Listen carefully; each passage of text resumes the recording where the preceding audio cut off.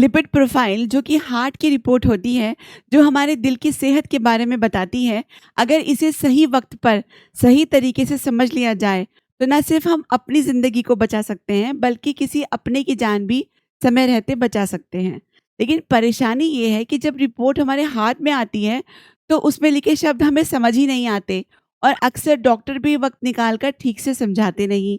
आज इस question and answer session में हम एक-एक टर्म को आम भाषा में समझेंगे, बिना किसी भारी भरकम मेडिकल टर्मिनोलॉजी के। और सिर्फ समझेंगे ही नहीं, ये भी जानेंगे कि अगर आपकी रिपोर्ट में कुछ गड़बड़ है, तो उसे कैसे ठीक किया जाए। तो इस वीडियो को 1 सेकंड के लिए भी स्किप मत कीजिएगा, क्योंकि ये कुछ मिनट आपकी पूरी ज़िंदगी को बदल सकते हैं या फिर किसी अपने को हार्ट अटैक, स्ट्रोक या ब्लॉकेज जैसी खतरनाक बीमारी से बचा सकते हैं। हेलो एवरीवन, मैं हूं डॉक्टर अर्शी और आप देख रहे हैं हेल्दी हैबिट्स। तो चलिए शुरू करते हैं। लेते हैं आज का पहला सवाल। आज का पहला सवाल है, ट्राइग्लिसराइड्स होता क्या है, ये बढ़ता क्यों है, और अगर मेरी रिपोर्ट में ट्राइग्लिसराइड 200 मिलीग्राम पर डीएल है, तो क्या ये डेंजरस माना जाता है? इसे कंट्रोल कैसे कर सकते हैं? तो इसका जवाब है कि ट्राइग्लिसराइड्स एक प्रकार की फैट होती है, जो बॉडी में एनर्जी के रूप में स्टोर होती है। जब हम ज़्यादा मीठा, तेल या रिफाइंड कार्ब्स खाते हैं, तो जो एक्स्ट्रा एनर्जी होती है, उसे लीवर ट्राइग्लिसराइड्स में बदलकर फैट सेल्स में जमा कर देता है। ये लिपिड प्रोफाइल का अहम हिस्सा है और इसे नॉर्मल रखना दिल की सेहत के लिए बहुत ज़रूरी है। इसके बढ़ने के कारणों में शुगरी और ऑयली खाना, फिजिकल एक्टिविटी की कमी, alcohol, uncontrolled diabetes, genetic factors और कुछ मेडिकल कंडीशंस हैं। इसका फास्टिंग में भी हाई आना लाइफस्टाइल इम्बैलेंस की वजह है।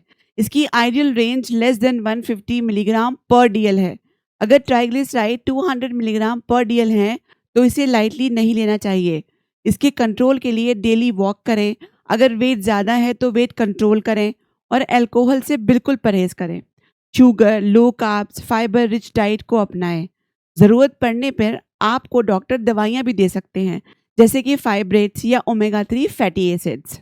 एक सवाल और है जो बहुत पूछा जाता है कि एलडीएल क्या है? इसका क्या सिम्पटम होता है और इसको कैसे कंट्रोल कर सकते हैं?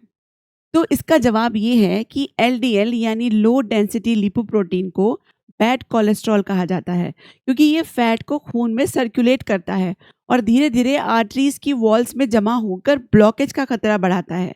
ये आमतौर पर किसी भी सिम्टम के बिना बढ़ता है, इसीलिए इसे साइलेंट किलर भी कहा जाता है। इसके बढ़ने के रीजंस हैं सैचुरेटेड फैट जैसे कि घी, मक्खन और रेड मीट, तला भुना हुआ और प्रोसेस्ड खाना, फिजिकल एक्टिविटी की बहुत कमी, smoking, alcohol, genetic stress, poor sleep और ज़्यादा शुगर शामिल है। आइडियल एलडीएल वैल्यू जो है वो less than 100 milligram per dL होती है। इसे कंट्रोल करने के लिए low fat, plant based diet यानी कि वेजिटेबल्स, रेगुलर वॉक या योगा करें। स्ट्रेस कंट्रोल और स्मोकिंग छोड़ना बहुत ज़रूरी है। अगर लाइफस्टाइल से सुधार ना हो, तो डॉक्टर स्टैटिन्स या दूसरी दवाइयाँ भी दे सकते हैं। एलडीएल ज़्यादा होने पर फ्यूचर में हार्ट अटैक या स्ट्रोक का रिस्क काफ़ी बढ़ जाता है। नेक्स्ट क्वेश्चन है, मेरा एचडीएल 35 मिलीग्राम पर डीएल है, क्या ये कम माना जाता है? क्या इसे नेचुरली बढ़ाया जा सकता है, जैसे एक्सरसाइज या डाइट से? और अगर मुझे फ़िलहाल कोई हेल्थ प्रॉब्लम नहीं है, तो भी क्या अभी से कुछ स्टेप लेना बहुत ज़रूरी है? एचडीएल यानी हाई डेंसिटी लिपोप्रोटीन को गुड कोलेस्ट्रॉल कहा जाता है, क्योंकि ये बॉडी में जमा बैड कोलेस्ट्रॉल एलडीएल को पकड़कर लीवर तक पहुंचाता है, ताकि वो उसे बाहर निकाल सके। इसका काम आर्टरीज को साफ रखना और दिल को ब्लॉकेज से बचाना है। जितना ज़्यादा एचडीएल होगा, हार्ट उतना सेफ रहेगा। लेकिन जब एचडीएल कम होता है, तो कोई सिम्टम नहीं दिखते, पर यह दिल की सेफ्टी कम हो जाती है। इसके कम होने की वजह है sedentary lifestyle, smoking, high sugar, stress, poor sleep और अल्कोहल। अगर एचडीएल 35 मिलीग्राम पर डीएल है, तो ये लो माना जाता है और रिस्क बढ़ा देता है। इसे नेचुरली बढ़ाने के लिए एरोबिक एक्सरसाइजेस करें, फ्लैक्सीड वगैरह का इस्तेमाल करें, रिफाइंड कार्ब्स और शुगर को बिल्कुल कम कर दें, स्मोकिंग को छोड़ दें और स्ट्रेस को भी कम कर लें। नेक्स्ट क्वेश्चन है, वीएलडीएल क्या होता है? ये मैक्सिमम कितना होना चाहिए और क्या ये भी आर्टरीज को ब्लॉक करता है जैसे एलडीएल करता है? वीएलडीएल यानी वेरी लो डेंसिटी लिपोप्रोटीन, ये भी एक तरह का बैड कोलेस्ट्रॉल होता है जो ट्राइग्लिसराइड्स को खून में सर्कुलेट करता है और बॉडी के अलग-अलग हिस्सों तक पहुंचाता है, जहां वो एनर्जी के रूप में स्टोर हो जाता है। जब वीएलडीएल ज़्यादा हो जाता है, तो ट्राइग्लिसराइड्स को आर्टरीज की वॉल्स में जमा करने लगता है, जिससे ब्लॉकेज का खतरा और बढ़ जाता है। इसके बढ़ने के रीजंस हैं ऑयली, शुगरी और processed food, lack of exercise, alcohol, obesity, insulin resistance और जेनेटिक भी हो सकता है। आमतौर पर इसके डायरेक्ट सिम्टम्स नहीं होते, लेकिन ये साइलेंटली आर्टरीज को ब्लॉक कर सकता है, खासकर जब एलडीएल भी हाई हो। Normal VLDL range 2 to 30 milligram per dL होती है। इसे कंट्रोल करने के लिए low fat, low sugar diet लें, डेली वॉक करें, वेट अगर ज़्यादा है तो कंट्रोल करें और रिफाइंड कार्ब्स से दूरी बना के रखें। और आज का लास्ट क्वेश्चन है, मेरा total cholesterol 230 milligram per DL आया है, क्या ये नॉर्मल से ज़्यादा है? ये टोटल कोलेस्ट्रॉल होता क्या है?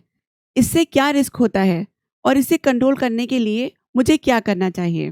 टोटल कोलेस्ट्रॉल का मतलब है ब्लड में प्रेजेंट कुल टोटल कोलेस्ट्रॉल की मात्रा, जिसमें एलडीएल यानी कि bad cholesterol, good cholesterol, VLDL और दूसरे पार्टिकल्स शामिल हैं। ये शरीर के लिए बहुत ज़्यादा इम्पॉर्टेंट है, क्योंकि ये हार्मोन्स, विटामिन डी और सेल्स बनाने में मदद करता है। लेकिन जब ये ज़्यादा हो जाए तो हार्ट और आर्टरीज पर बोझ बढ़ा देता है। ज़्यादातर मामलों में इसके कोई सिम्टम नहीं होते, इसका पता सिर्फ ब्लड टेस्ट से ही चलता है। आइडियल रेंज इसकी less than 200 milligram per DL है और 230 मिलीग्राम पर डीएल होने पर लाइफस्टाइल को सुधारने की ज़रूरत है, ताकि फ्यूचर में हार्ट डिजीज या स्ट्रोक का खतरा कम हो जाए। तो कंट्रोल करने के लिए लो फैट डाइट लीजिए, रेगुलर वॉक करिए और नेचुरल फूड जैसे गार्लिक, फ्लैक्स सीड्स और आंवला का इस्तेमाल करिए। अगर ये फिर भी कंट्रोल ना हो तो डॉक्टर से कंसल्ट ज़रूर करिए। ये थे कुछ ज़रूरी सवाल और उनके आसान से जवाब। अगर ये वीडियो आपको इन्फॉर्मेटिव लगा हो तो कमेंट करके ज़रूर बताइए और ये भी लिखिए कि अगला वीडियो आप किस टॉपिक पर देखना चाहेंगे। वीडियो अच्छा लगे तो लाइक करें, दूसरों के साथ शेयर करें और चैनल को सब्सक्राइब करना बिल्कुल ना भूलें।